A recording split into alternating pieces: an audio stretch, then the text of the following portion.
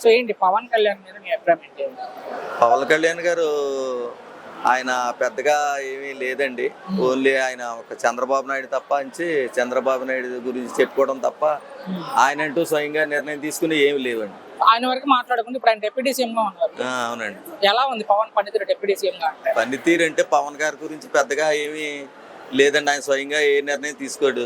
Okay, ఏ మాట మీద నిలబడరు ఆయన. ఓకే. అదండి. అంటే మూడు మంత్రిత్వ శాఖలు ఉన్నాయి ఆయన దగ్గర. అవునండి. గ్రామీణాభివృద్ధి ఉంది, అటవీ శాఖ ఉంది.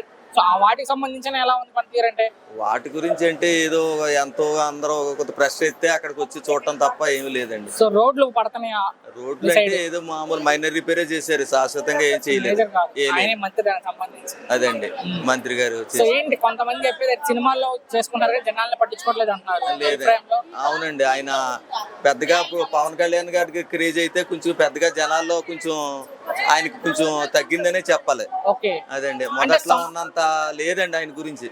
సొంత డబ్బులు ఖర్చు పెడుతున్నా ఎందుకు క్రేజ్ అంటున్నారండి. అంటున్నారు కానీ అది ఓన్లీ మాటల వరకునే కానీ ఏమీ తెలియటం లేదండి. ఫైనల్ ఒక్క మాటలో మీ అభిప్రాయం ఏంటంటే పవన్ గురించి? పవన్ గారి గురించి పెద్దగా ఆయన ఒక స్వయంగా ఆయన ఏమి నిర్ణయం తీసుకోలేకపోతున్నాడు. ఓకే, అది ఆయన ఒంటరిగా పోటీ చేస్తే ఎలా ఉంటుంది? ఒంటరిగా పోటీ చేసినా పవన్ గారు నెగ్గే అవకాశాలు ఏమీ లేవండి.